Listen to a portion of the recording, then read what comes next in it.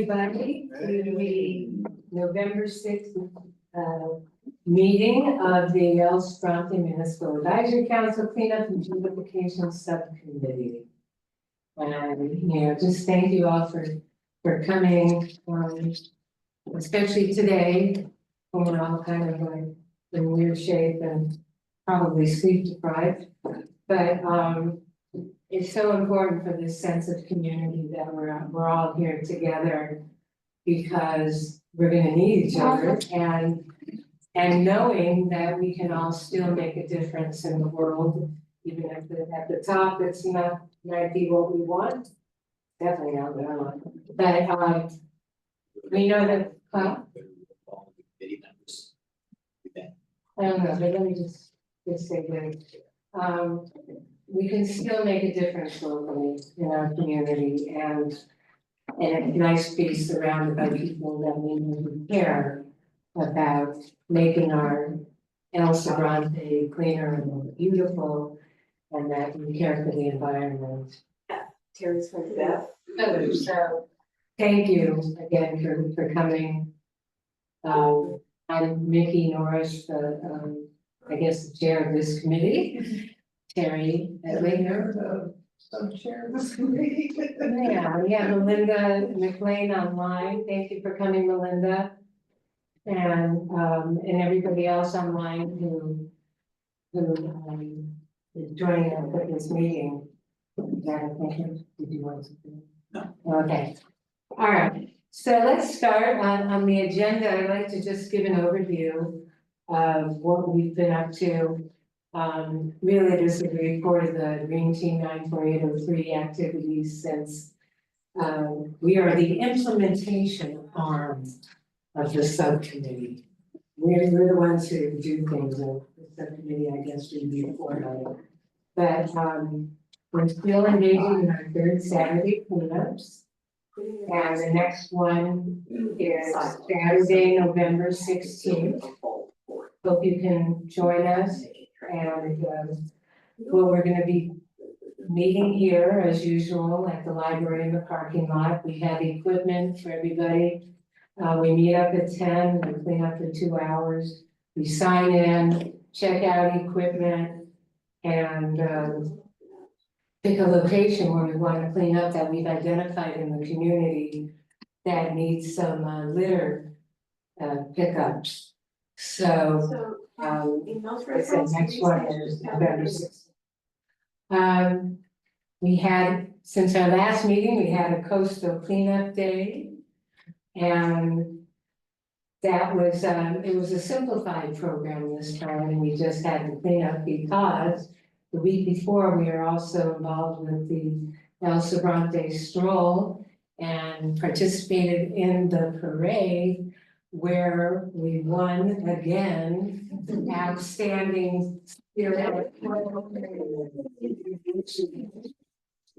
We had some new chants, and Chris wrote a song that we kind of sang a part of, and we hope that it's spread around the community, get everybody to know that we have an El Sprante song. So sing it. It's like O Savannah. It's like O Savannah. With the main lines of El Sprante, it's the place for me to meet the nicest people and zip line parade of free. Oh, that's part of it. And that's the hook. Yeah, there's actual verses. That's fine. Actually, we just repeat that over. Yeah, that's what you have to do. And we had a booth where we made a lot of outreach. It was a very well attended stroll this year, and we gave out a lot of postcards. We got a new postcard, and I talked a little bit about that again. Right. 3,000 postcards. Yeah, we made up like 3,000 postcards.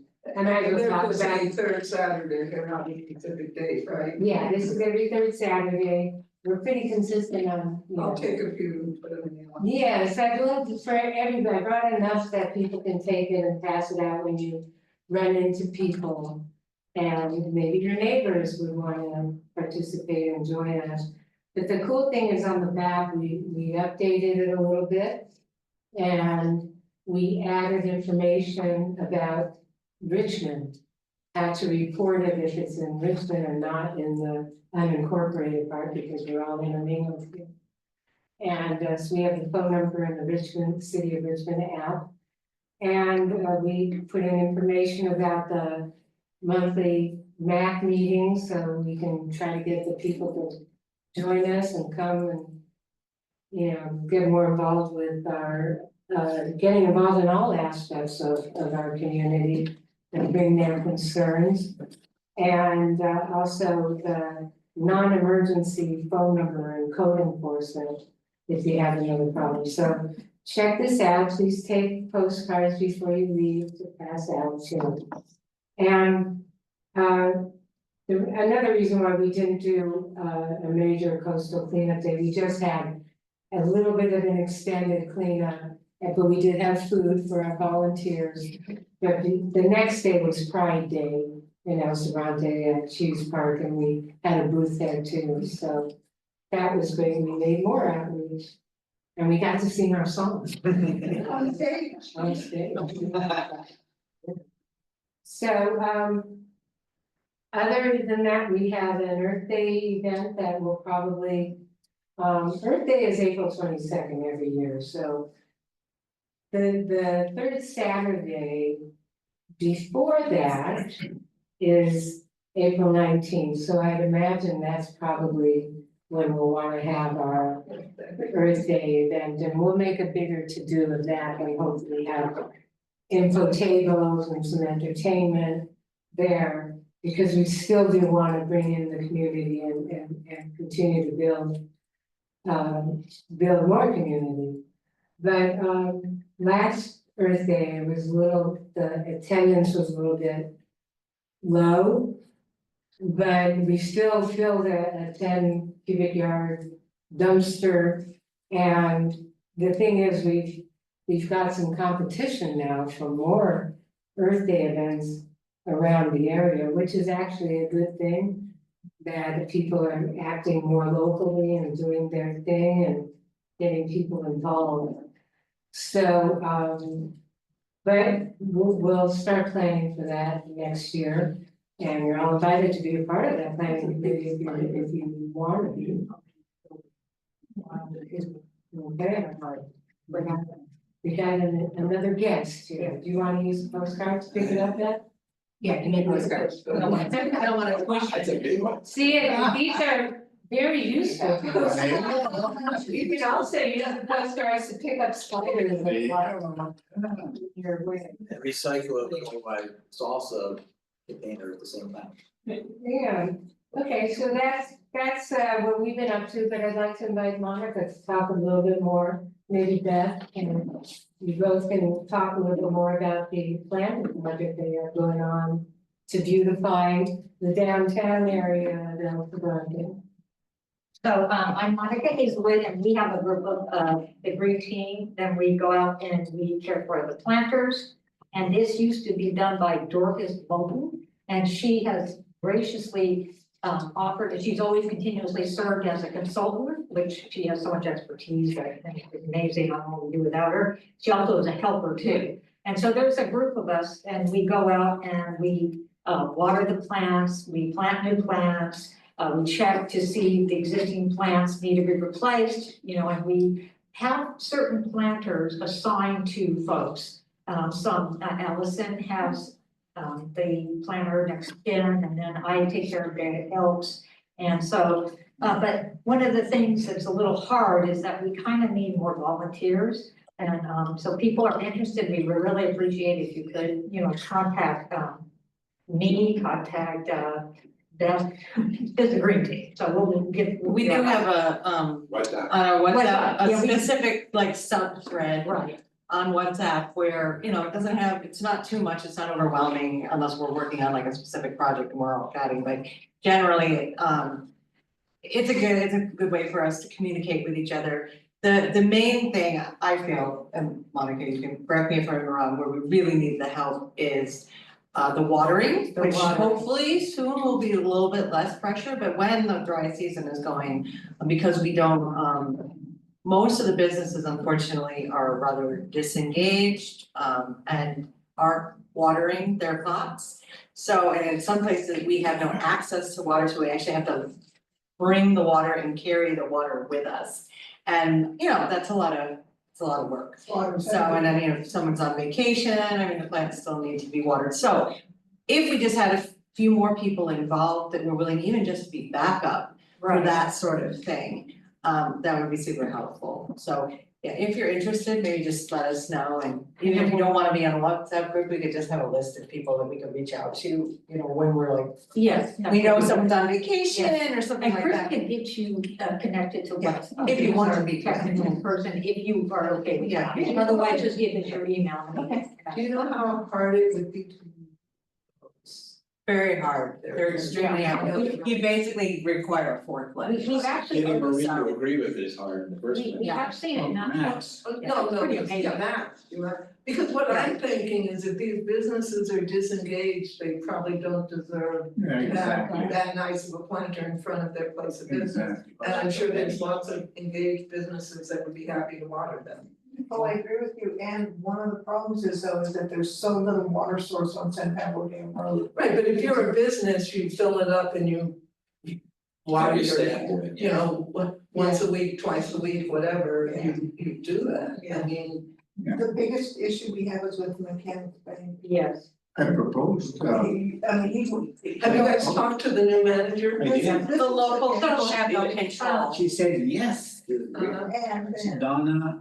said Her name is yes. Dana, Yes, and she seems very engaged and enthusiastic compared to She the last is, manager. but, It's not up to her. But But- Ramon. yeah, we She's even one of your exchanged, homegirls, you can. I know, we No, exchanged emails. Did it, but it. Marie introduced me to her, we exchanged emails, and then we met with Bob Sharp. And I told her that I got all the parts, I bought all the parts, I got this idea to just use this, a sprinkler riser and install a manifold to drip water into the planter, no expense to them, I'll do all the labor. She said, good idea, and then at the end of the day, she said, oh, sorry, my manager said no. Because I have the facilities people who do that, so. And that's what Dorcas was told previously, that's the exact same Right, thing so- Dorcas. Huh? That is the exact same thing that Dorcas encountered previously, that actually the local branch man, the person who actually works there was fine with it and was good with it. Yes. But then they were told by corporate, nah, can't, no. So I think that's a consistent answer and that's what we can But can expect. they then assign an employee to take a picture of water once or twice they're a not week and interested, stuff like that? they're completely not interested. No, they have made it really clear. Yeah. So, and it's impossible to move those, right? Well, it would be possible, but- There is that, Max could do it. right. Max, So Marie has to approve everything. So that would be an Marie is example. fine with, speaking for Marie, cause I know her pretty well, if it's moved. You know, we'll wanna run by where it's moved to, but. Those if are it's quite moved large, To too. another place on San Pablo Dam Road, to a business that's gonna take care of it, I can't imagine her objecting to it. I mean, I don't think she'd wanna move it up to my office as much as I'd like to have one, because I'm not on San Pablo Dam Road. Right. you'd have to decide where, because those are really big pots. Right, well, we would talk to some merchants and find someone that would love to have it. So at this point, because we don't really have enough volunteers, we don't have that many assigned planners. So the goal would be that you would have programs assigned to, if I'm just assigned to a couple, but you know, we're kind of all covering a lot of ground.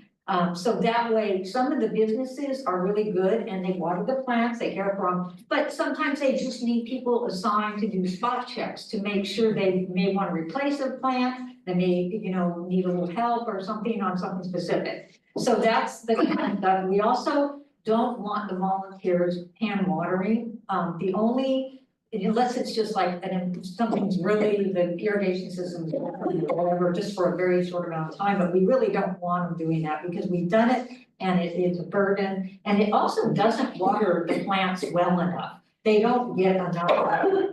So we did solve the problem of the red and white building next to the California Tide, because the California Tide owner was so nice, he allowed us to use his water for the planters in front of the other building, and that was, something I think we applauded. I have a question though, that's very generous of him, and he's always been sweet to us, but if that's Bob's building. Mhm. And the tenant is, well, let's just say, perhaps not going to be there long. And there is the faucet there. Bob confided, was this on the record? Yeah, that's what I I'm don't trying want to to. be, yeah, that's I what don't want. so what I'm trying to say is Bob is the property owner, why can't we just get permission from him to use that faucet? Because the tenants don't have water, Oh, okay. not Okay. Bob. Right. But I don't want. Just curious, That's, because, yeah, he told me you know, business. it's generous of. If they- But we appreciate this temporary solution, we'll take anything we can get. Yeah. Okay, and so the other kind of challenges are that the planters are vandalized, sometimes they're used as ashtrays or trash receptacles. So the volunteers would be looking for that. And you'd also have to understand if you volunteer, which is something that I always allude this fantasy that we were gonna plant all these gorgeous plants and do, the little native garden here and then maybe a little whatever garden over there. But San Pablo Dam Road is windy. It has a lot of direct sunlight, it has areas of complete shade, and then we have to work with the business owners. And they have specific needs and goals and what they want, so and that's what we want to encourage, so it's a conversation. And then we also confer with the people who really know something about plants, like Dorcas. And she helps us say, no, that's not gonna work, but we just, so when we do get volunteers, just don't want people to be disappointed, but you can contribute, it works with the weather and everything, it's just a wonderful thing. So we're gonna figure out the water problems, figure out the mechanics tank going forward. And if we can get more volunteers, I really think it'd be great if we can get a kind of a schedule, just, it doesn't have to be a strict schedule, kind of a loose schedule, so we can back each other up. And we're also we're gonna do a winter planting of checking to see which plants would be good to add to certain pots to kind of spoof them up, because some are not performing as well. Yes. Getting? Oh, I was wondering, did we ever resolve the hose situation at the tax accountant's Yes, office? We figured out how to, yes. we have to use the pliers. You have to use a vice grip. Okay. So, I'm not as Ramon has with So we me. need someone who's not afraid to use the vice grip. I'm learning, I'm trying. Yeah, I don't wanna do it either because I don't wanna screw it. Anyway, some of you who's good with a vice grip, you can. Yeah. Well, the other thing too would be, Some of the faucets that we do have available are a little fussy, so Yeah. it's nice to have people who And are then afraid of fussy, I fussy faucets. believe Clancy's was upset because, I don't know if it was East Bay Mud or who did it. They moved their planter And I and then think, they didn't bother to move it back. I think there was some repair that happened underneath the sidewalk Yeah. and they moved it. And Clancy's was taking care of their planter, Yeah. so I they didn't didn't move it double back, check. no. but I thought. I they were was just okay over with there, it. they didn't move it back. So that needs to be It's checked. just been shoved over and now all four, which it's actually kind of like, it would be nice if those planters were spread out a little bit. I don't think we need four right there. They're all right together. And one of them is a complete orphan. The salon one, maybe she takes care of it, maybe she doesn't, but Clancy's really was taking care of theirs and they liked having it. And I heard that they were upset because it got moved by some utility that I guess they had to get access underneath, so they moved it. And of course, it's too heavy for anybody they need equipment to move it back. Right, but whoever moved it should be contacted. Yeah, I don't know, I just- Saying you need to I'm not sure if it was East Bay Mud or who did it, but someone moved it, yeah. So I thought they were in conversation with East Bay Mud about that. Okay, So maybe I'll- I don't know if you wanna check or if you want somebody from the green team, planner committee to get her. With Clancy's. Well, also Carrie could check with Max to see if you do, cause he helped us let love. But these three letters should put it back, They if should they be able moved to it, do they it should if put they it back. did it. Yeah, but, cause I thought that it was all resolved because I did know that the Clancy's business person was confirming with East Bay Mud. And Okay, well, maybe you know more than I do. No, I don't know. And I saw, I was at the laundromat the other day right across the street and I saw it still was not in the right place. And when was this, when did the work occur? The work occurred right after, the. Stroll. Yeah, so it's been a long Work time. that was done along that sidewalk area, So it was in September, late September maybe? late September, October. Yeah, but it was a couple of, at least a week of them tearing up that whole area right there. Right, and how do you get, do you need more plants, or do you have a budget for plants, or are you getting donations from Dorcas and Allison and other people? Her candidacy, I know, all knew that they were working for a better future for this country. They all decided that for them, voting wasn't enough. Leslie? Okay. Guess we It need to would be more money. educated. Plants, money, all welcome. What's that? I guess we need to be. more Plants, educated. money, dirt, all welcome, compost, welcome. I think that And I mean, the Plants- chamber has been reimbursing, some of it, you know, to a certain level. But it's, you know, you always need another bag of dirt. You always need. it's mostly the another- dirt, I feel like, is The what we dirt, end up, cause yeah. it seems like we have a pretty good source of flowers and succulents and things. But So is the chamber reimbursing? They are up to a level, but, and then, you know, we kind of, but we just find ourselves needing more, but community members have been great about donating plants. Yeah, and wouldn't it be nice if maybe the businesses there in front could contribute a little to the. There's two mixers coming up, one at the Elks, next Wednesday or the Wednesday after, and one at Mechanics Bank in December. And there's going to be, we've all, the directors bring, the mixers are free, but what we do is we bring prizes. And we raffle them off, and usually it's a scholarship fund, but this year the money is all going into beautification fund. So you guys should come to the mixer and buy raffle tickets. And the money all goes into the beautification fund, and then there'll be money to reimburse for it. We're also trying to get a few murals painted, hopefully. Yeah. And we also want volunteers, because we really think the business owners who do a good job, we really want to have faces say, hi. You know, what are, you know, hey, what are your plans doing? Okay, and then anything else from the planters? we're gonna put in bulbs, so hopefully we have some happy daffodils Oh, yeah. come spring. 100, And right? yeah, Dorcas has 100 daffodils. a super sack of daffodils, so maybe we'll think a few other things. Right, and we haven't set the date for planting those, but we do, we'll announce it on WhatsApp. WhatsApp, Okay. and, not WhatsApp, but we'll sort of WhatsApp. Thank you, well, thank you for all the work, I mean, it's really looking good.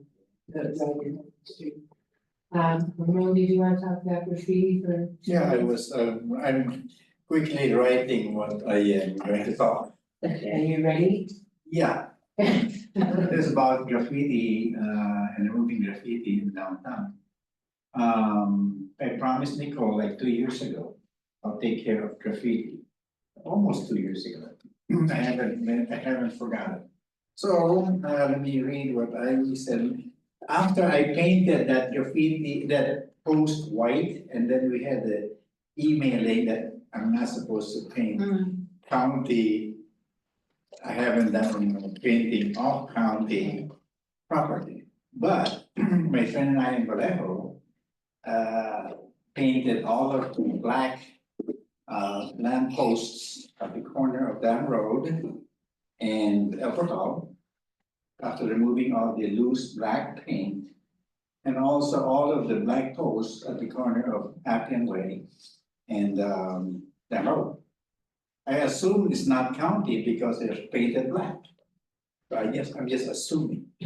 So my friend and I took care of that, just because he visited and said, hi, hey, are you busy? So took care of that. I had extra paint. The paint I use is mine or stuff that I pick up illegally dumped. That's that from the street. If it's not toxic, I use it. If it's toxic, I take it to 101 Pittsburgh. So if you guys have any stuff that you want me to take to 101 Pittsburgh, let me know. They're very helpful. I just drive my trailer there, they pick up stuff, and I'm off. So you're saying But- hazardous waste, Hazardous waste, light bulbs, batteries. Oh, great. Electronics. I haven't tried styrofoam. I took. I- They take medicines. Yeah, Hypodermics and medicines, yeah, so I go there. electronics.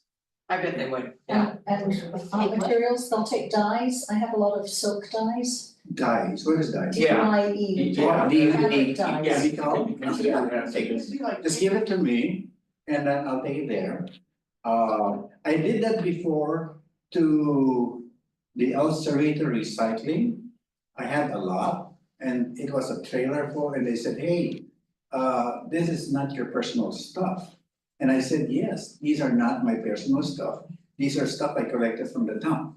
But it's a good thing I had a green team sign my trailer and I said, this is what I do. That's why you have too many, a lot. They took it, but I'm not gonna go back there. I prefer 101 Pittsburgh. They're much friendlier. Well, they'll question you too, though, if you bring a lot. I found that out, yeah. They gave me a pass, but I think they know you and that helps, so. Well, So, yeah. One Pittsburgh in Richmond. Yes. Right, Yeah, right. I mean, you do have to show your ID and it is supposed to be a household. It's a courtesy, they don't want you bringing a, business should have to pay to Right. dispose of their hazardous waste. So this is a service to people who live within a certain, area. And So, Pittsburgh is a much bigger facility than. Yeah. elsewhere. yeah, they're nice, but I mean, they have their job to do and And it's I not was- to take the business's stuff. I was told they recycle the electronics as much as they possibly can. Well, it'd be nice that, maybe Supervisor Joya could get us some, like A a pass. special Expensive pass. pass, because we're doing this for the community, it's not our personal. So Ramon doesn't have to do it. We're now. not a business, Yeah, I don't that's mind. something, right, Yes, that Ronnie, is that something we should ask Supervisor Joya to make a call or something that Specifically to. specifically for the green, 101, for the green team for 101, yeah. to Marcia, be able to drop off hazardous waste that we collect in the community, things like that.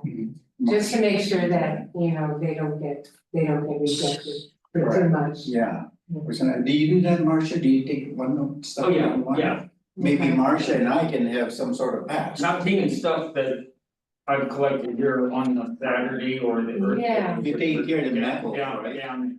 Yeah, That would be really good if you Yeah. can get that extra support so there's no issues and. yeah. And, it's, half the time, they don't even ask for my license, they wanna make sure that you're not doing it from out of the county or. out of Maybe I just the look area. sketchy. But the last time I was down there, they didn't, I think because they've seen me. Yeah, I think it's when they know you and they know what you do. Yeah. I brought We're some sketchy. fluorescent tubes and a couple other things down there and they Freon cylinders. Yes, But I was like, well, do we take this? And also a couple of 5-gallon propane or 3-gallon, 5-gallon propane tanks. Do we take 3 ones? Yeah, we'll take them, okay, so, and this was without any ID, it just said, yeah, we'll take it, so, good, Can I say that, I guess it's under Ramon's preview and also the project.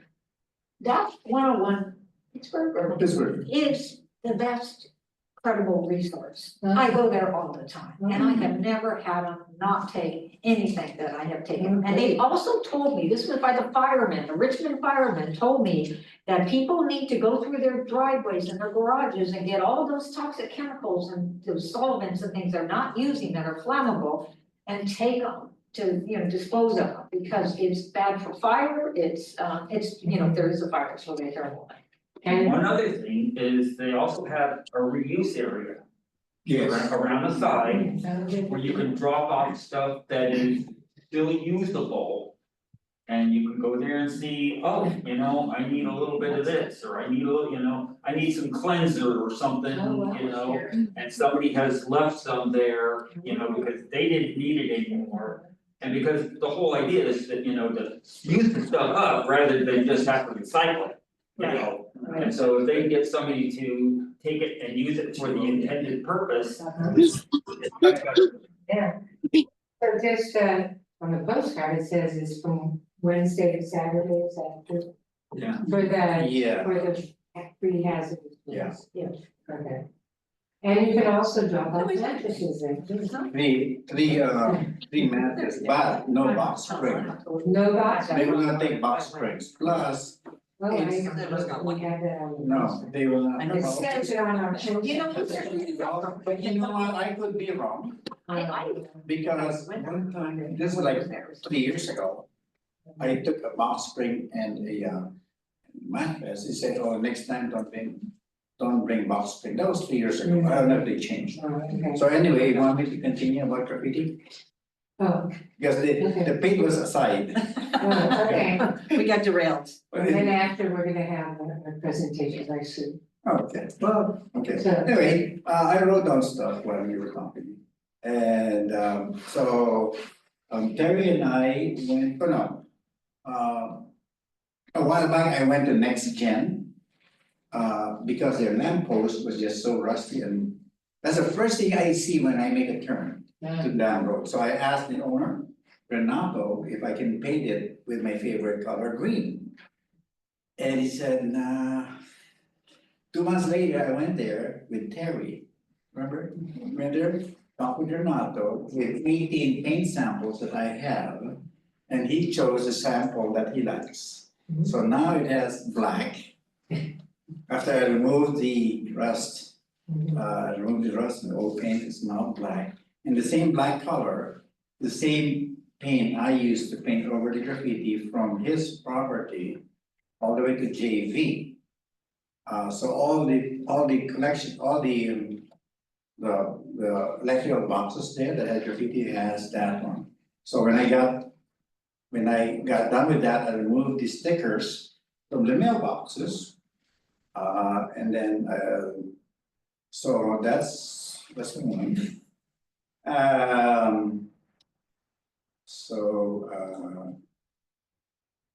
So I talked with the owner of Quick Mart Gas. If I can paint over his black lamppost, because there's also graffiti on the left side.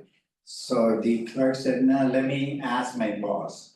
So she asked her boss. And then a couple of days later, I went back, is it okay? He said, yes. So the quick gas light sign is now painted black also.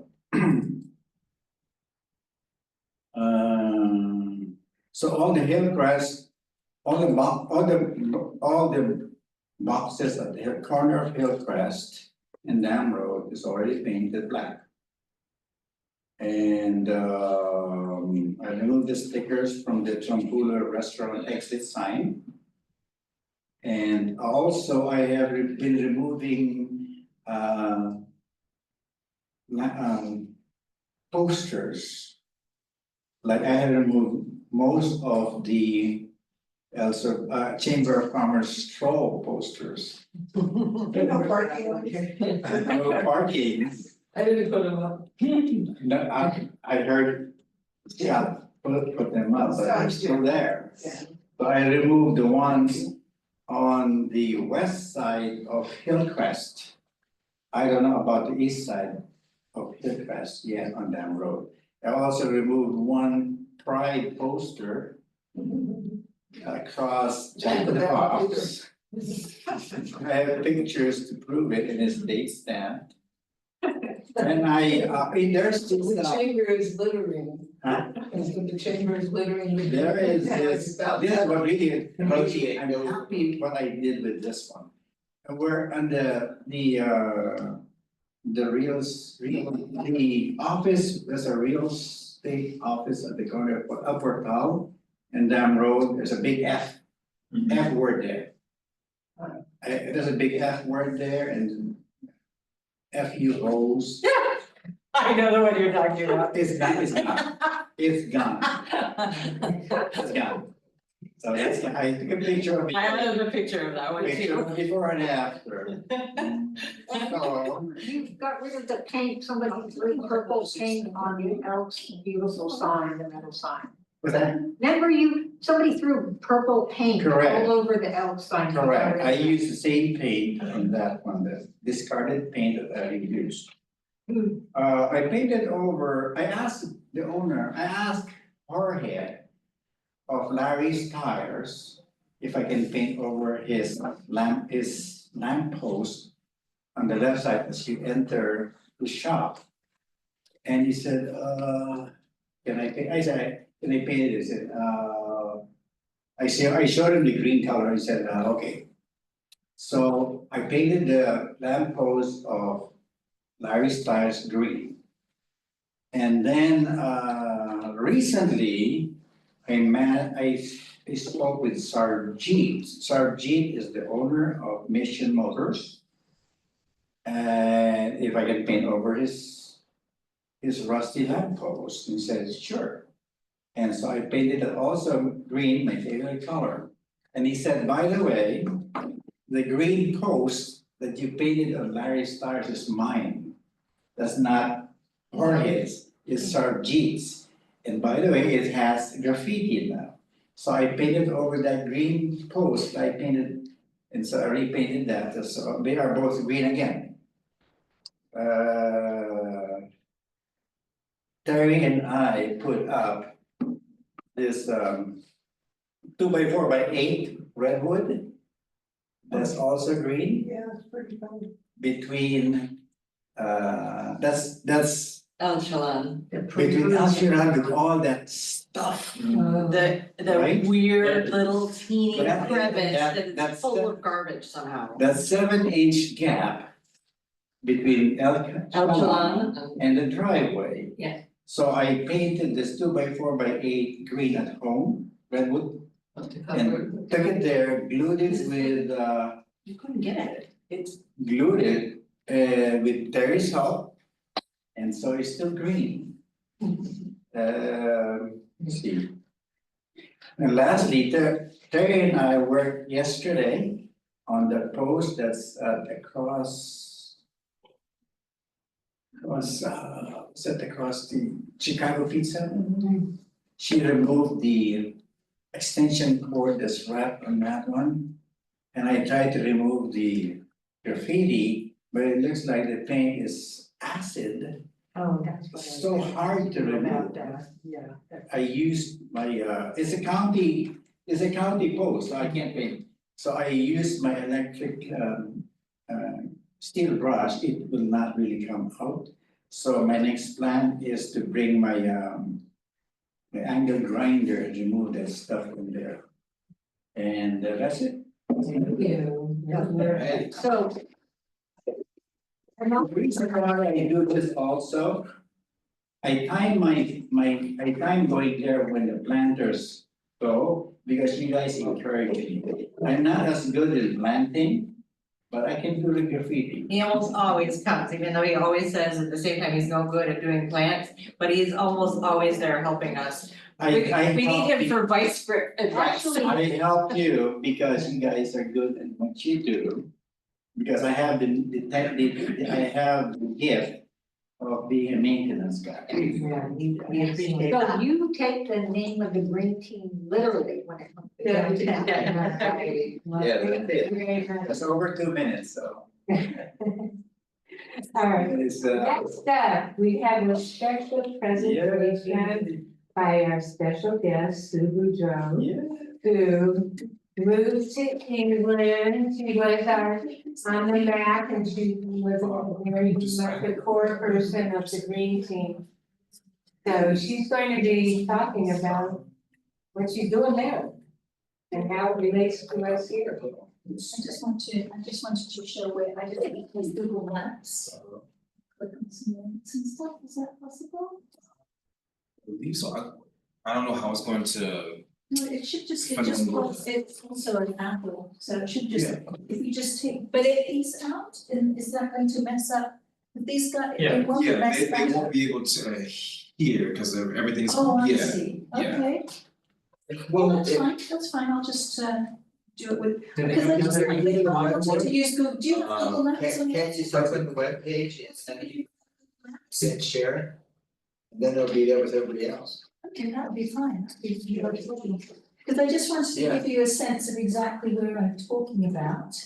And then you can just share that window with the Right, okay, so can you zoom out and find England? Alright, Okay. go, there's the United Kingdom, and then if you could turn it to the layers, please, go to the, at the bottom here. And then go to the one, yeah, there you go, and then, do you mind if I do the zooming in, because I kind of know where I'm going? I hope at this point. Is this something that they can see on Zoom? No, She'll share it, they'll share it. Yeah, you can do it, you can just share the So window. basically, Share the screen and then you'll see it. the place that I am living is just south of Oxford, which is here, so I'm living in Abingdon. And if we keep, and you can see how green it is there, because it rains all year. And sometimes it really doesn't stop. And we have, unlike here, the big hazard that we have is flooding. And occasionally we also have like extreme temperatures, but there have been several violent storms in Europe recently that have caused a real problem. And so the main part of the town is right, oops, sorry, it keeps doing weird things. Is right here, and it's not, let me see if I can. Okay.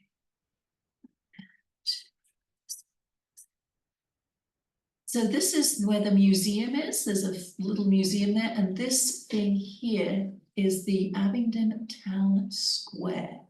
Right here, so the place that the organization I'm working with is underneath the museum. And this town square is what we wish we had in El Sobrante. Yeah. And it is a massive benefit to the community. My dad goes to the R&R every single day. He will not go to any other cafe. But, so this is, and then there's the precinct there. You know, And could you share it with the rest of the team? The people that are on Zoom? yes.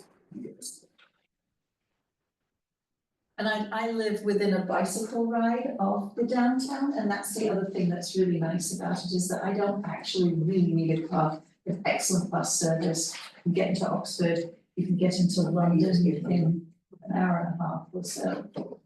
And so now that you've got orientated as to where this whole thing is, maybe we could switch to the slideshow.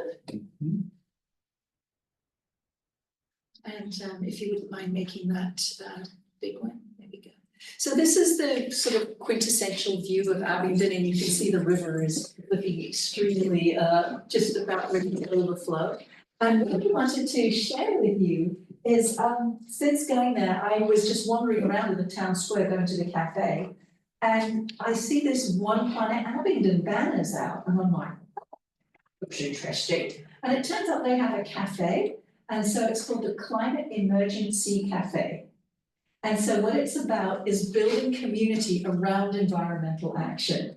And I know that there's some starting efforts to do that here as well. And when I'm presenting, it's really for you to sort of take a think about, is there something that could be useful to this kind of blooming effort to what's happening and how amazing this has been over the last couple of years. You know, the momentum around environmental issues has really improved in El Sobrante, and I think community connectedness has as well.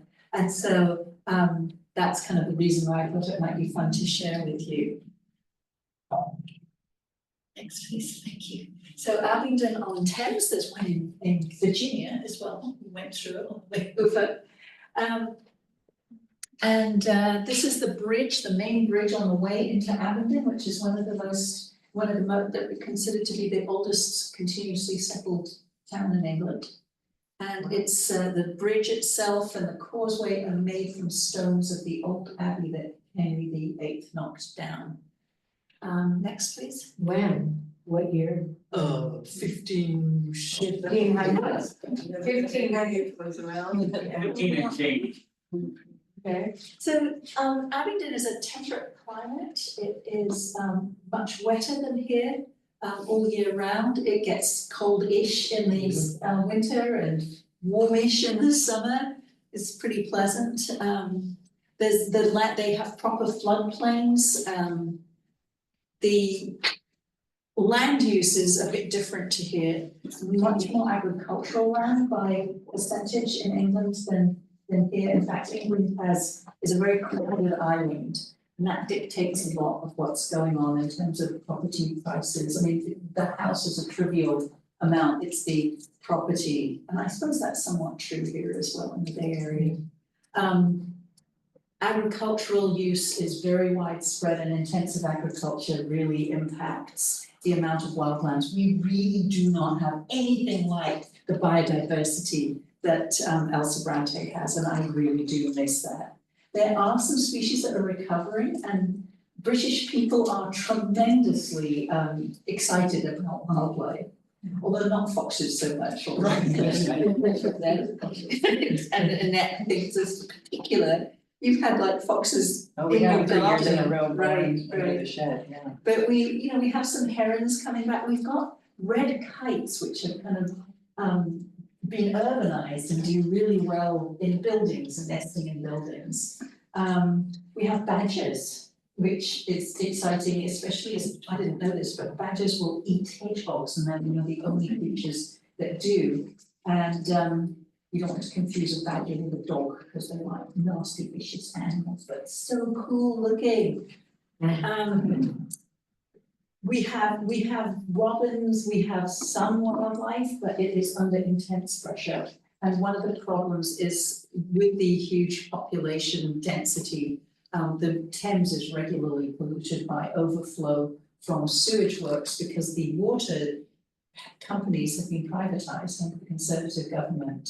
And they are more interested in providing money for their shareholders than actually keeping the waterways safe. So there's actually swimming in the Thames is like. And anyway, I took this picture because it looks like something from the Middle Age, like a Bruegel painting, but this is actually how it looks. It's really pretty. And in the summertime, people go down a river in barges, and there was.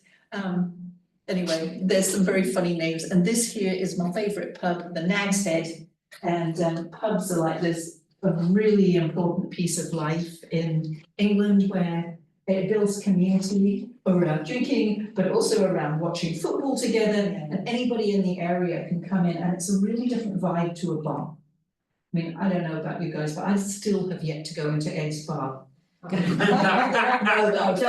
not the best choice of comparison. I think you can take that off your bucket list. Yeah, I've been in say, you go ask them to pick up their cigarette butts. But I don't think, I mean, the vibe in a pub is so different because it's after, in the summertime, there's gardens and it's family orientated, and in the wintertime, it's so cozy, and you can go for a walk and end up in a pub. They're open most of the day, and there are cafes everywhere, and cafes and cake, and pretty much cake is a central piece for British community. So you go for a bicycle ride, you go to a cafe, you have cake, and you feel good about it because you've just been on a bicycle ride, and it's relatively flat, so it's a nice. I'm sorry, I'm just like I'm enthusiastic about it. Kitchen, the next one, please. So that's my dad up there in the town square.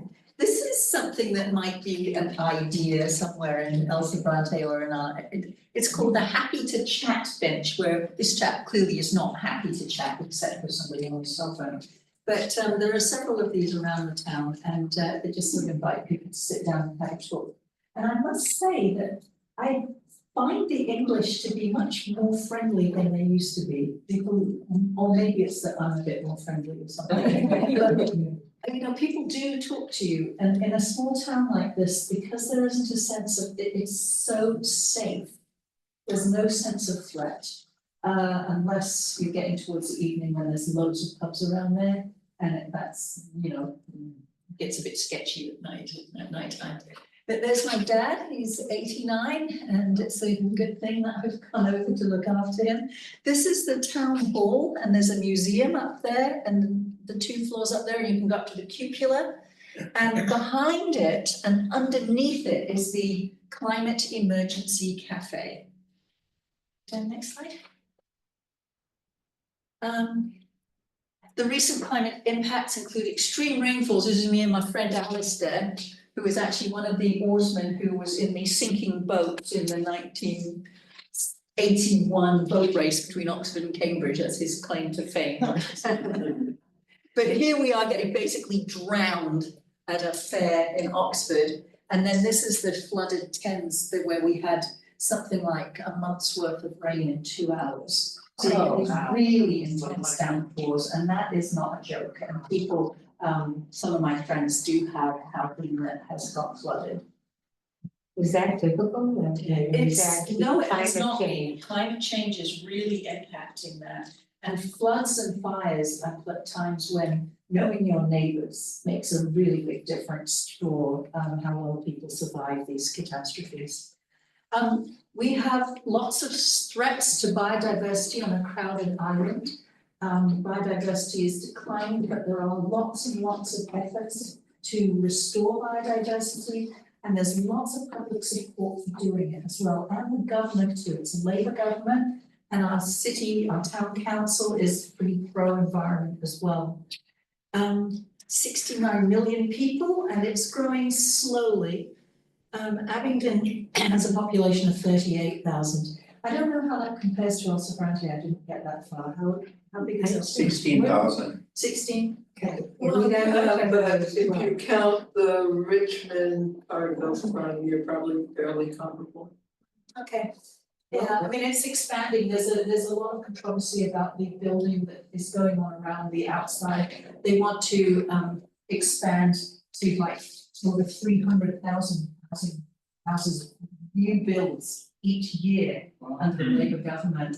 And it turns out that if you look at, and this is going to be applying here too, if you look at second homes, unoccupied second homes, third homes, there are quite a lot of underoccupied properties which could be subdivided or something like that. The government is not interested really in incentivizing that. And yet that would reduce the amount of land that's under urban control, and the building of the, in terms of carbon footprint, the building of roads and infrastructure is easily as much carbon as the carbon footprint of the new builds. And it also fragments habitat really badly. I'm especially interested in hedgehogs, so they get squished going over roads all the time. Hedgerows are a very important habitat for wildlife. Do you know what hedgerows are? And yeah, so we have quite a lot. We have a lot more wildlands than they do in England. This is the little jump one over the hedgehog. I think we've talked about this. I think we've talked about everything. But by the way, something in England that is a tremendous threat that is a bit less known is the Gulf Stream carries warm water from the equator up to the United Kingdom and to the north coast of France. And if that Gulf Stream stops, we're going to be plunged into a much more sort of Arctic climate, because Britain is actually quite far north. You wouldn't know it from the climate. And as the ice caps are melting in Greenland, it is messing up the halocline, and the reduction of temperature differential between the poles and the equator is making the Gulf Stream and the returning deep current slow. And there is a real question as to whether or not that will stop, and that will have catastrophic effects in Britain. So this is the Climate Emergency Cafe. I'm so happy to share this with you because I've been working there and I keep thinking, oh, I want to bring this back and show my friends in El Sobrante. But this is where there's all kinds of different activities going on, and you can see here there's cake. It's vegan cakes, you know, we want to be environmentally sensitive. And I have to say, vegan cake is not quite as good as proper cake. Which is good, because I work there at least once a week, and that way I don't snack too much. This is building community and climate engagement. So people come down here thinking, oh, I'll just go and use the loos after I've been to the museum. And we're like, hello, and we welcome them in, and then sometimes they're interested, and sometimes people do come in because they are specifically interested. And my job working in the cafe and the other volunteers is both to make people feel welcome and also to say, you know, you've come down, you know, this is the Climate Emergency Cafe. Is there anything you'd like to know about it? Are you already interested? Quite often people really are. And it's an informal meeting point so that volunteers get together there, they plan stuff there. We have another room off to the side, and we have a huge range of ages. So this is my friend John up here, and he's 93 and still rides his bicycle. And then we have kids, we have families, there's chess going on here. This young man up here has serious anxiety problems, and he is getting a step into the working world by volunteering with us. We have some people over here who have significant mental health issues. We work with something called Abingdon Mind, and so this is a safe place for people who have, you know, mental issues, and we have grants that help with that as well. So the funding for this comes from a lot of grants, most of them from the town council, and I've just been involved in writing one for, I don't know, £33,000, which hopefully will get us a volunteer coordinator. Because I must say that the vibe of volunteering in El Sobrante is much more fun and relaxed than it is here. But then on the other hand, they're also doing a lot, you know, they've got lots of different balls in the air. Maybe the good table will be our Yes, climate. exactly. Yes, the good table, I think, and the triangle works has so much Yeah. potential. And there's a lot of stuff like the Shed does core classes that are run by local people and for skills. I'm doing some of those. So up here we had a talk on an eco action. We have a sort of chats or discussions every Saturday, and the new house building was featured on one of those. We've got other stuff like home energy installation. People were talking about how they installed heat pumps and solar and all sorts of stuff like that. And people come down and talk about it. So real quickly, just so you know, there's 4 people, 2 of us in here and 2 people online, perhaps 3, that are on Triangle Works, the Shed, so. Yeah, I mean, I just think it has so much, it's got so much potential and this is sort of showing it in action, but it is incredibly hard to keep it properly staffed. When you've got volunteers, you've got a cafe that's open 4 days a week, you have to have morning and afternoon staff, blah, blah, blah. That's the piece that's quite hard. So are there climate emergency cafes throughout? Is it a network? Yes, I'm going to get to that. Yes, so One Planet at Abingdon and the CEC, I'm going to give you some, this will be available, and I've put links in to take you to those places, because absolutely, it is something that could be a useful resource here in the States as well. The model is, it's One Planet Abingdon, several living principles, and it makes it pretty straightforward to explain, but I'll get there shortly. We also do something called repair cafes, and people offer sewing classes, which are actually oddly well attended. Lots of people want to learn how to sew, and we employ a couple of seamstresses with the grant money, and you know, knitting and stuff like that as well. Could we have the next slide, please?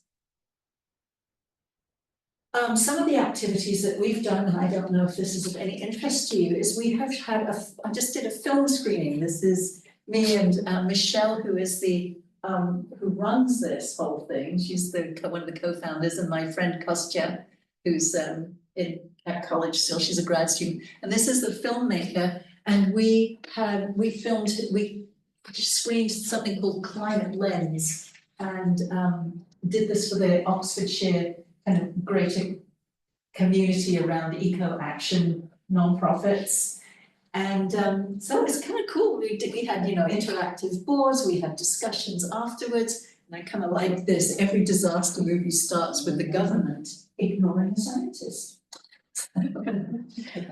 We have lots of different events that are run by One Planet Abingdon. And again, if you're interested, you can check out the website and see the range of different things that we do. And I've also put the link to this Climate Lens film that we showed, and it's really worth watching. It's really interesting. It is quite punchy, and this guy is a climate activist and has been part of Just Stop Oil. I don't know if you're aware of this organization. It's sort of similar to Extinction Rebellion. Extinction Rebellion has pulled back from doing more illegal stuff, but Just Stop Oil has not. So, yeah, I mean, people fall on different places where how they feel about that. Personally, I'm not going to stick myself to the ground. Michelle Hidd actually did stick herself to a dock when she was being sentenced and has been in prison for her activism. So she's pretty hardcore, and so are some of the other people involved in this. We might have lots of opportunities here with Drill Baby Drill. Yeah. Coming our way. Well, yeah.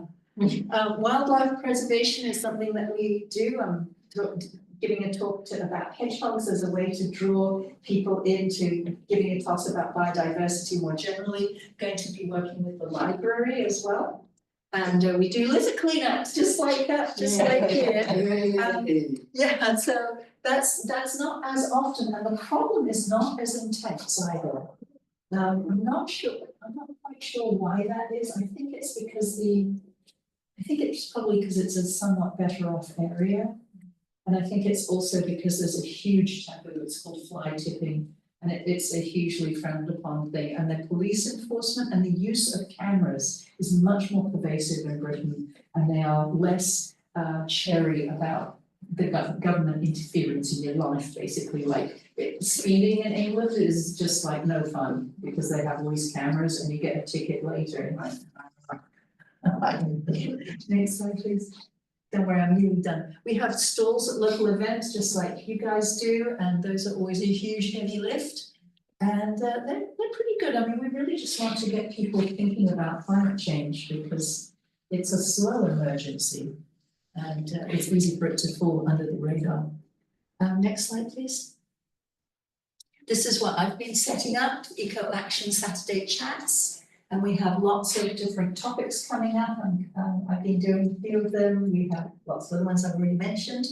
The housing we just talked about. Next slide, please. This is the Abingdon Carbon Cutters monthly bike repair shop. They repair your bike for free, which is cool. And it keeps people, it continues to raise the profile of cycling. We don't have cycling on some of these narrow English roads is terrifying, but there are quite a lot of cycle paths and maybe psychopaths. And so you can see that that's very well attended, and they have Abingdon Freewheelers, so I'm a part of that as well. Next slide, please. They have great public education boards. I noticed, by the way, there's a new public education board about the history of El Sobrante along the Dam Road. Was that to do with with you guys or the Historical Society? I don't know. Anyway, there's a new one, but this is really, really common. What? No. And lots of gardens now have areas that are not being tended, and there's a big public push to keep areas of your garden untended, especially unmown areas, because you get this beautiful wildflowers and pollinators and stuff. So it's called No Mow May, and rewilding is a giant big deal. A lot of biodiversity. You have to put notices up because neighbours often don't like it. So you have to say, I meant to do this, rather than just like. Because in El Sobrante we do that, but we also have cars up on blocks, to kind of add context. Yeah, I do No Mow May. Yeah. Nobody in my neighborhood cares. This is our general meeting. You can see it's a fairly fairly large group, with some diversity of ages, which I really, really appreciate. Next slide, please. And then these are resources, I'm not gonna click through those. They do have something that I think is super helpful, which is, you know, if it, as and when things get more bigger and more organized, more, not organized, but more kind of formalized, I suppose. Getting some help with how non-profit management, and they have this Oxfordshire Community and Voluntary Action thing that's set up specifically for all that. I think there's something like 100 different nonprofits that are eco-aligned. I've got something on One Planet Living up there and what that whole movement is about. There are several around England and the United Kingdom. There's the website that we have, a Facebook page, which is where we list stuff that's coming up. The events calendar, because it's really tricky to make sure that we don't double schedule things, and I have to say that is a huge headache. We have a special form for publicizing events. We have a volunteer WhatsApp like you guys do. And we have a huge list of all of the different eco-aligned groups in Oxfordshire. And I think that that might be something that would be helpful around here. So you were talking about the Earth Day stuff. It would be kind of nice to have a sense of who's doing what where and finding some ways to kind of combine forces. And I think that given the new political outlook, that that's going to be perhaps increasingly helpful. Next slide, please. Oh, I'm sorry, go back one. My dog. A little poster I made in the town square. Next. Good thing remote. I was gonna say, I can fly over and take it down. It was illegal.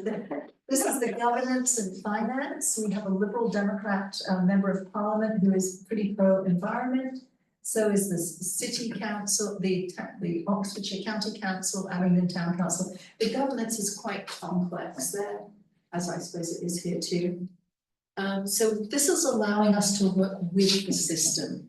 And that is something I'm really grateful for. We do have connections to activist groups as well.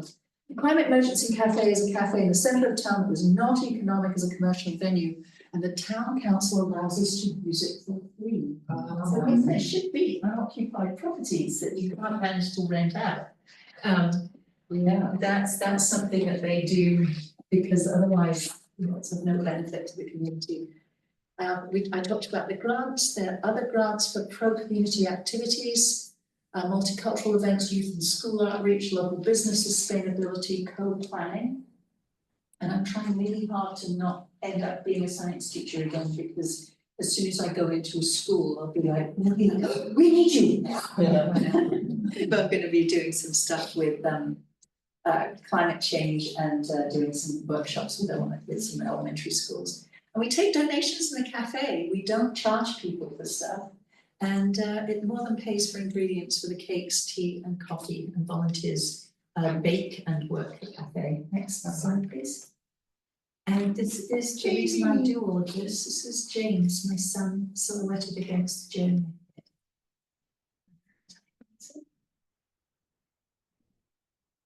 And I think this is a bit your name right now. You get tired, learn to rest, not to quit. So you didn't paint over that. Well, I don't think we don't know. No, it's okay. Mary, do you have any questions for Sue? Anybody? Already. Outstanding job. Yeah, that was fun. I secretly love it. Do you want to say a few words about the show? Well, I want to say a few words about the group, and Esty also, or no, maybe, let's see, maybe she had her hands up.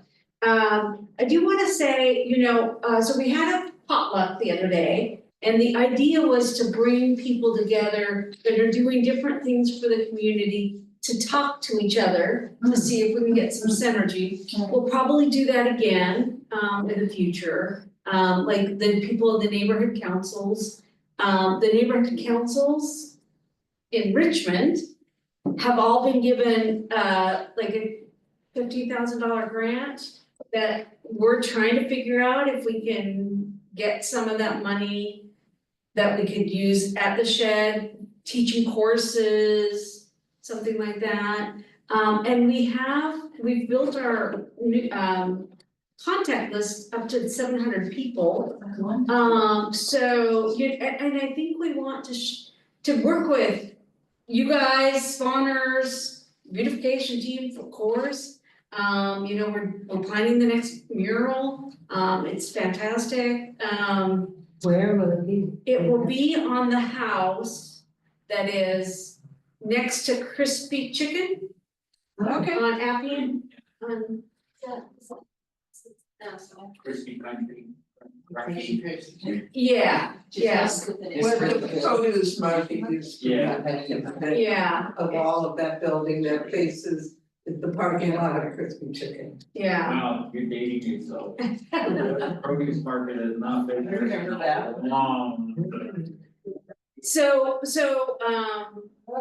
yeah, so I think I think a lot of this stuff, people have mentioned, like the repair kitchen or cafes and stuff like that, so, I think Sherry or SD, please say something, if you guys are interested, or Terry, Well, to me, it's a community, it's gonna be our community gathering space, we don't have one of those yet in El Segundo. And we're trying to create that real sense of community outreach and, the shed to me is the central part of that, because now it's set up that we have the Makers Market and we have people selling their handcrafted beautiful things inside the shed, so I think that's a great attribute to our community to do shopping locally and, but the bigger picture is that we really want El Sobrante to be a vibrant, beautiful, diverse community. And I think one step at a time, we're working on that and making progress. The synergy is increasing. The potluck we did, I thought was a really good first step and a necessary piece to have that space in kind of a informal way for people to just be able to share ideas. Meetings intimidate some people, going to a potluck isn't as intimidating. So I like that we're doing both. And a shout out also to Firewise, because our neighborhood has implemented that in the Canyon Park neighborhood and the Jana Vista. Yes. And that's really important, and I think that that's important for both for community building, but also for being adaptable. The truth is that with the new government coming in, the impacts of climate change are going to be unabated and increasingly worse. So having that community around, not just community, but also how to help each other in foreseeable types of disasters, I think is going to be super helpful. So if your neighborhood doesn't have that going on, we can put you in touch with people in our neighborhood who, it's called Firewise. I think everybody's aware of it. And so Ellie came and talked, Okay. Right. Right, Yeah, at the so, MAC yeah. meeting. He also came to the potluck and. Yeah, no, that's right, Yeah, it's great. Specifically to speak about that. Yeah, and she was on the core team of Yeah. Triangle Works as well. Right, Yeah. yeah. One thing Heather's created is a community bulletin board, which also we don't have in El Sobrante, so that we have a place where we can go look where everybody's doing what. And I like that, so kudos to Heather. Yeah, so like, website, is it available to everyone? so I talked to Sohela and Nikki about using and one is not in the call anymore, but using the Facebook so rather than having a Triangle Works Facebook and a Shed Facebook, I'd rather just use El Sobrante and Should like have a El Sobrante coalition, just yeah, and so there Whatever, already just is One one, place to go. Yeah. there already is Where one, we but can there, post it. it's not being used very Okay. much, but we would like to start using that as I would The start, Valley one, the one El Cerrante Valley, that's where you. yeah, maybe, I guess that's the one, yeah. Because we find that Facebook and Instagram are a pretty big way that people keep in touch with upcoming events. The website is a nice record in some ways and it directs people to it, but I think Facebook and Instagram is better. Well, and not only that, there's the Good Table, there's Planting Justice, there's Right. Triangle Works, there's the Right. Shed, Well, you different know. things going on. Yeah, so you'd have to go to each one of our, Yeah, and that's, Website people where don't I'm- do that. yeah. Right, right, right. Great, thank you, okay. yeah.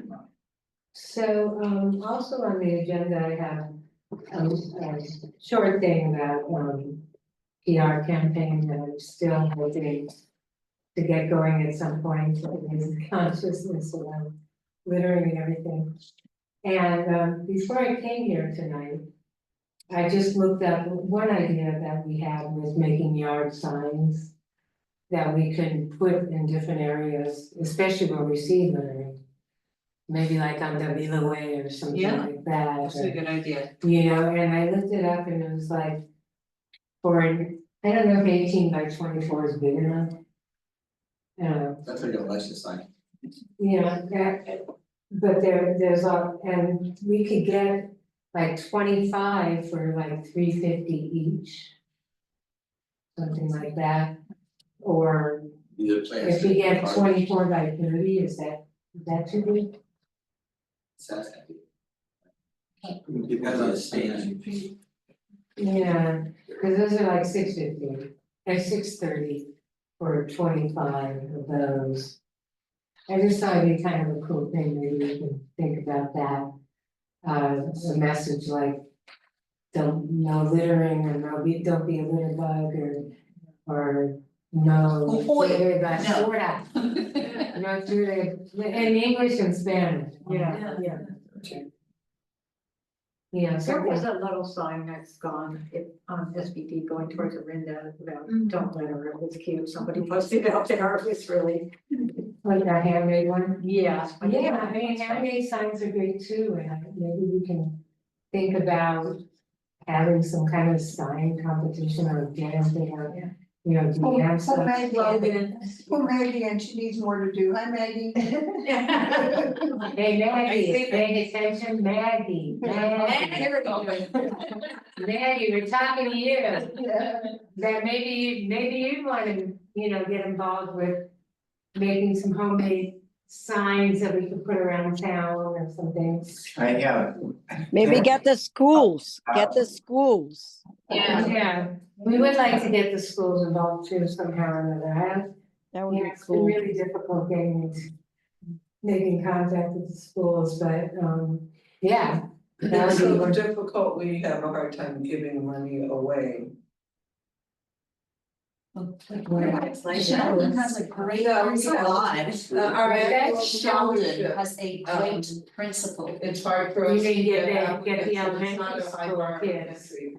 to make the So sign, the that kids is kind of. They have a little bit more latitude to do Going that. to Middle school, college. don't even think about They it. can get $1,000 Middle school for for writing an essay High school? and getting a recommendation. Their curriculum is too crowded and too much. Well, they say they are, and then they don't. We could do a local contest. Yeah. I don't know.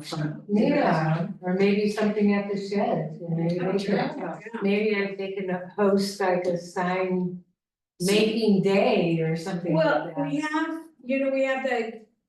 for those of you that have fun, we have a kids art table every Sunday, so.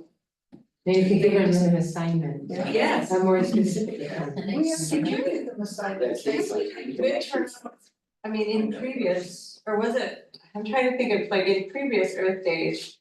Didn't we have a lot of kids coming out that had to do like official kind of community service as part of school projects and stuff like We got that? a few right now. What we should do is try to really connect with teenagers directly, get their contact information. Yeah. Right. There's a young, gentleman, a teenager that is maybe a junior at De Anza. He came to us, Triangle Works, saying that he was gonna try to help people at De Anza, find those things that they can volunteer for. So, We had good interactions with Deanne, That's a great idea, maybe for Earth Day this year, then next year, we can have this room for our making signs. About. I was thinking that, I don't know if we wanted to wait that long to do that, but we could have a sign making, well, we got other stuff we can work on that. We could have a sign making competition and be like, hey, you know, whoever wins, maybe that's the design that we use for the signs that we make, like officially, you know what I'm saying, like we do handmade ones, but then we like use the idea. And then people would be able to see their signs in downtown, and that would be fun. Yeah, I mean, not like have some guidelines on how many colors and things like that, but. Yeah, I'd like to see it all over, especially in the trouble spots and probably like at Bay Road, at the corner there, you know, to. Yeah, how about the corner behind my house, where everything gets dumped all the time. Yeah. As 4 trash bags and a giant thing of oil that someone dumped there. Yeah. Yeah. People dump there all the time. I wanted to ask you guys if we still have an extra sign for just regular third Saturdays, because I wanna put it back up on my fence. We can make Like, a. maybe. Yeah, we gotta make some sort of- Yeah. Specifically. I mean, I think just having more signs in general is helpful. We could put small signs in the planters too, like, you know, So, plants not trash or, you know. It's not an ashtray. Yeah, exactly, things like this. So along They the can be lines, good. something I heard Sue say about the public education boards, I really like the idea of creating some sort of like a board that does that one thing that we have about the cigarette butts that go to the fish and go to the bay, and just have pictures and things like that around town. I think that when people have that in their consciousness, it at least plants a seed, and I'm on a campaign to get people not to keep looking at damn We cigarettes. should put one in front of Ed's. Yeah, right, Now, you know what, they would happen, they like stuck out the cigarette butts on the sign. But receptacles with some sort of stand, I mean, I know it's problematic, it's just a take care of them, but why wasn't that factored into smokers in the first place? Oh, we'll never know that, you know, it was always been okay to just do that, and now it's not. But there are places that have the little like, your butts go here thing. Yeah. I know, why can't we have that? Well, we can't even have trash cans, so. Yeah, Actually, the manager has told me they put ashtrays around and, oh wait, they don't even use them. You know, Ed's bar does have like a. Yeah. Bucket in front, right in front, next to their front door. I don't think people use it because they just go out to the street, throw it out the Maybe street. give us a sign on it. But maybe it needs a sign on it, maybe people don't even know that it's there for that purpose. We could put the dead fish one. Right. Yeah, I like that idea too, that's great. Yeah. Yeah, so anyway, let's keep that conversation I going. think the idea of signs and asking businesses to post a sign on their property, you know, yeah, it was nice, so put them like sprinkle them downtown, sprinkle, you know, on the mall, on the, post over the tea places, you know. It would be great. Yeah, let's. I don't think. Are you talking about paper or are you talking about fancy? We should, I think it should be like the, Like the outside? like that kind that's, it's like that sort of corrugated plastic kind that people have, because it'll last longer, I mean, you know, that'll last longer and it'll be less likely to create litter, like the paper ones will disintegrate. And with the weather and everything, and then you'll have little pieces of paper around, but the plastic ones should last pretty well. Yeah. Do you keep all those ones? It's not more plastic. So on one of the dumpster days, somebody was gonna dump this whole big box of those wires that were meant for Yeah, for the stands. For those signs, cardboard things. So we have a whole big thing of those Yeah, the already. stand. Yeah, I gave it to him. Yeah, I got it. Somebody ordered that in 2006. You know, maybe we can just buy blank boards Yeah, and then put something on it. yeah. I'll send you a picture. Yeah, okay. I want my phone. What's Oh, you have one a in good front. way for us to continue this conversation, because it's better not to wait until Earth Day We're gonna or. make a new WhatsApp thread or just try to go on a regular one? So that regular one gets so complicated, it's kind of hard to keep track. Well, maybe we can make a little WhatsApp, and if people wanna talk about that, and are you on there, do you wanna be on a WhatsApp? I'm not sure, let me think about that, but we use Humble and we do, so it's just the same thing. And it's just like, we have a thread for meetings and we have a thread for, you know, Earth Day, or we have a thread for the stroll, or. And then we try to keep the topic, on those things.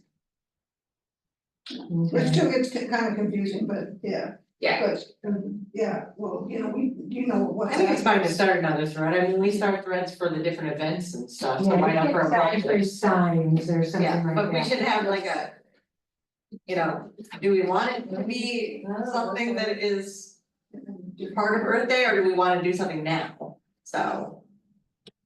If you want to have high school students get credit for doing work, you need to get them. Oh, well, this is, that was just more like me thinking about in advance of Earth Day, because it does seem like the time when we interact the most with young people. Because it's like, that's the day that jumps out to them, like, hey, we should go out and do something and volunteer, right? So, but the sign thing, I mean, we could do that. So maybe we can get together at the shed with our materials to get it started. I think that would be really. And again, we already have the table, we already have that. Yeah, we kind can of started. schedule a day. And we bring lots for of that to people happen in there. from this organization to shed that people in. Yeah, We could develop some prototypes. yes. Yeah, it's a great idea. Is there anyone who has sign making abilities? Absolutely. Chris does, They come up with good slogans, but don't ask me to actually paint. well, this used to do that. Oh, yeah. But that Great design, flyer. it must be, they printed it out, I do all those too, so. Yeah, the sign is just a flyer. It wasn't. Yeah, okay, well, that sounds great, well, we'll continue it, maybe make a little Separate thread. separate there, okay. Now, I have a couple more things on the agenda. Like to get out of here, soon. Any other things about PR? So the other thing about the PR campaign I was thinking of is, I'd really love to do PSAs. And I just looked it up and it says to contact in English and Spanish and public service announcements on radios. That we need to identify some radio stations that might give us time, and it's free, the PSAs are usually free. And I believe that Supervisor Joya said to us that they have some equipment that we could record something on. And, if we can get it together with the short 30-second kind of message we wanna put out there. 30 to 30 seconds to a minute. The community TV thing in, where is it, where we do the debates for the, what I'm talking about? I believe Community I TV. think that's in Martinez. In Martinez, there's a studio that the county runs, Oh, and they totally would not just, they would help with how to do it. oh, So you could make a little TV spot ad. And that could then be, because it'll be much better produced than usual, and that can be put on YouTube and then linked to websites as well as, it'll be broadcasted about, I would imagine about 6 people will see it on community. Well, that's what I was thinking about the radio PSA. I mean, I've done PSAs back when I did stuff in Atlanta, but that was like 20 years ago. When people still listen to the radio, how many people listen to the radio anymore? Maybe NPR, maybe I would think that, but. In terms of that's not really who you're trying to reach, right? But you could do, again, you could start doing, if people were more active on the Facebook, Instagram, then you could do the. Or put them there. Put them there. That's- Yeah, and that's- that's a good idea. Put little videos, Yeah. PSA type videos. Just 30 seconds to, a minute. And I'd recommend in the present climate that the idea that taking action helps you feel better is really important, because we're gonna have a lot of, especially young people, who are pretty despairing about what's going on. So do we have any community radio stations? I know there's some like little weird one down around El Cerrito somewhere that occasionally I pick up, it's like, where Berkeley has is it Berkeley or is it? Okay. It's on MLK, I mean- it's right around the corner from our shop. But you know, like this could be regional anyway. Yeah. Because it is a regional problem, not just Well, here. Pinole has the station, they have their own station. Oh, really? Yeah. Okay. Well, maybe- Speaking of PSA, Because people do listen to the community radio station thing, I mean, those are the ones that always work the best for us in Atlanta too, because people they're invested in it, you know, they're in the community. They have different shows for like different, you know, demographics and things, so people do turn into those kind of stations versus like Yeah. I think the commercial radio is kind of going down. Well, the Pinole TV station, they'll list all the criminal activities and events coming up, and they have a lot of PSAs on there. But the Contra Costa Community TV studio does the whole, Hey, you should get your husband to involved in this. What if he had his ham radio? Ham radio. Maybe Contra Costa College, right? Don't they probably have something. That's a great. Because they also have the newspaper. And do we ever put anything in that little newspaper that? the marketplace. The East Bay one? The marketplace. Eastwood Times. Well, We got a listing for our coastal cleanup day, we have every day on the Contra Costa Marketplace. I was surprised, it was for coastal cleanup day, there were only like 2 listings and we are one of them. Yeah. So, you know, maybe we have a good chance of being getting listed, but. Or we could just actually get the East Bay Times to do a story about us. Oh. I mean, they gotta be looking for something to write about, right? You know, it's a community-based newspaper, That's true. so get them to come out and actually cover our Earth Day event or something, and then they. Yeah, we have to I have a question. make an outreach. Has anyone ever looked into putting a banner across Dam Road? I know it would probably be costly, but. Across all of that Dam Road. Well, you know, like just across the street, somebody's coming this, you know, a festival or. I think we talked about Not the cost banners on it, effective. they go on the White Post at one point, but you know, I think we ever went over that. Across the I think lot. Yeah, I Yeah, know, so yeah. it's across the- I don't know that we can. Oh, yeah, that would have it up high. this, It would have to be super high, yeah. this is an These easy, trucks. this is an easy suggestion. Right. Public service announcement, PSA is public service announcement. Mhm. When I drive by the library, we have this electronic board Yeah, that Tom Schween managed, and I was just driving here, it says. About the Sobrante Historical oh, Society. right. Why don't we have ask Tom to Well, publish. We've asked Tom in the past, and unless, if they're partnering with us on something, they'll do it. If they're not partnering with us on something, they'll not. Maybe say that the Earth Day and coastal cleanup. That's what it said, Earth Day and Coastal Cleanup Day. yeah, when they're partnering. We could Just do have it more again, signs we could around also town do would it. be helpful. And so this is where like the synergy might come in, so. Yeah. One of the suggestions from one of the neighborhood councils was to have some kind of electronic sign. Yeah, Yeah. marquee, That would be. Yeah. What? a marquee. you know, Yeah, just like Yeah. that. You know, we can- Very expensive. Yeah. They have Then you $15,000. gotta use the chart of what it They have says. $15,000. Never mind. They do. Each one of them, Yeah, oh, that's good. Yeah, you know. but that's Richmond. Don't they have used ones? But again, it's somebody's idea to have some kind of electronic. Yeah, we've been over that too.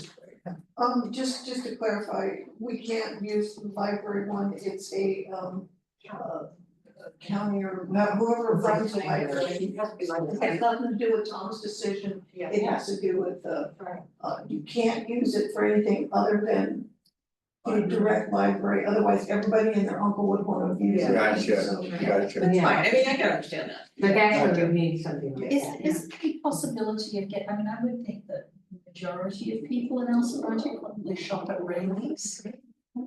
you think?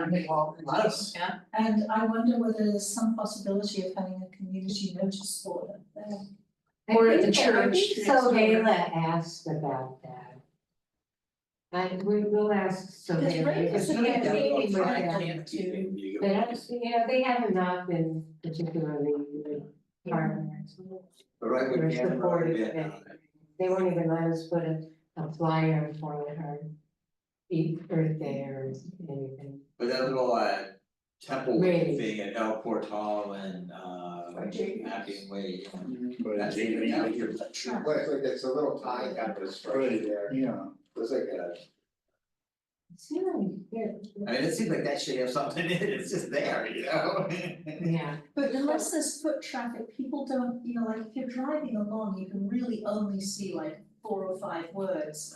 Whereas, and then it's gone, like where the foot traffic is, and that's going to be at gas stations, it's going to be at the supermarket. Walgreens. And Walgreens, maybe, yeah. So we should probably have some kind of discussion, either through WhatsApp. Call it WhatsApp, I know, but I like WhatsApp. Yeah, that is fun, it's what it's called, something. I want somebody to get all these good ideas together. But I had one thing I wanted to ask, and this kind of thing on too, but have they ever done any holiday, and I'm not talking traditional, I mean, just like lights or something during the winter season on SPD, like could we put lights around the planters? For the holiday season. That would be Just kinda fun. chipper Those it are up like there. battery ones. With People would probably everyone just steal it, that's the problem. Sadly. I mean, It's a great idea. because they do have those little. It's not to denote any connotation, it's just for light, because winter is dark. Yeah. I mean, probably would have been good to start like during Diwali, which is too late for that, but, because Diwali's just happened. Oh, is that Because, the light? yeah, because then it would seem very That's more inclusive light. of our C community, so, and then it could, then you could say like, okay, it's not just for If we Christmas did or the whatever. planners, it would be like a dark. And then That was a great idea. maybe we can encourage some of the You mean businesses to wrapping? start putting lights just to, people do it just to make things cheerful. Yeah. Okay, so I got a couple of planners, I'm just gonna get them all bleaked out. That's great idea, Carrie? On another subject, recently I was driving on the Richmond Parkway, following a Republic Services truck spewing trash. Just spewing trash. 10 minutes I followed this truck, finally caught up to it enough to get a number of the truck. And I was driving, so I called it into Mickey, she turned it into Braille, somebody at. What's that? We turned it into, what's the other name? Oh, yeah. And she handled it very well, but what she says is that the only way that they can really deal with that is if we, the community, see it and turn in the truck numbers. So I find that problematic and insulting, actually, because what I keep telling them, and this has been an ongoing subject since we first started this subcommittee meeting a few years back, is that they say, the Public Services always says, they train their drivers to put tarps on everything. Their drivers do not put tarps on much of anything. And so I keep getting the answer that they're covering them with tarps, and in fact, they're actually not covering them with tarps. So I don't know what to do about that, and it makes me crazy. And I also understand though that we probably can't do very much because there's some contract that Republic Services may not even get renewed. So I may even be, it just may be me venting right now, but in the future, if anybody sees any sort of garbage coming out of the trucks, do your best to make a report because. Take pictures. Take a I mean, I know it's hard if you're video. driving, obviously, don't be unsafe, but. I will not, that, again, they're asking a lot of us to take care of their problem for them. But if we don't do it, then it's not getting taken care of, I mean. Yeah, well, I think if they're not taking care of it, take pictures and again, send it to the East Bay Times and ask them to do a story on it. Or right, I mean, because they're supposed to be picking up the trash, but they are spreading the trash everywhere. So, Well, it's not the first time, it's like in the last couple of years, I've. I mean, seen everybody that. talks about that, I've heard so many, and I think there was somebody else who was saying the other day, it wasn't even you, and I was trying to remember, was it Anne Marie, like, who was talking about it, who was saying that they were Yeah. Marcia or whoever, and I mean, I hear all the time from people. Yeah, and I do too, so if, you know, I was trying to be very polite to the lady, in public work at, Yeah. Yale, but frankly, it's just, that I feel like they keep passing the buck and they're not really training Yeah. or enforcing their training and creating more garbage than we can pick up after. Like that garbage dumped at the reservoir, public humiliation, and is sometimes the fastest route to getting action. You know, she said if we don't have the number of the truck, just tell me the time and location, they should be able to. I'm sure they have GPS. And she also said that she'd like to make a report to address the whole meeting rather than a subcommittee or that. So I don't know, maybe we can get her, I don't know when. Yes, that's most likely gonna have to be after we have the meeting with the public services on the update to the contract that we have with them. So Supervisor is gonna provide an update and just cover all of that, At the not next about the meeting. end, I don't know about the next meeting, but whenever that meeting happens, Okay. yeah. Yeah, no, It'll we be can on the ask agenda. questions, because I mean, if we want a responsive company that's gonna deal with these issues, not just keep renewing their contract without, you know, them improving their service. Right. Okay, well, anything else we wanna talk about tonight? Anybody have any comments? Just remember the website, check it out, if anybody else wants to do any admin work on it, let me know. Website keep El Bronte Beautiful.info. Okay. Okay? And check it periodically, because Chris does do something. Yeah, we So, keep updating, I don't think it looks at it, but we update. And if you think you've seen these, you haven't seen them. yeah, it's new, we have some new photos Yeah. on it. So, if that's it, well, thank you, everybody, for coming, and you're doing what you can to keep us from being. Please take those cards. We are planning to really do talk about this. First, okay. First. Get on what you're.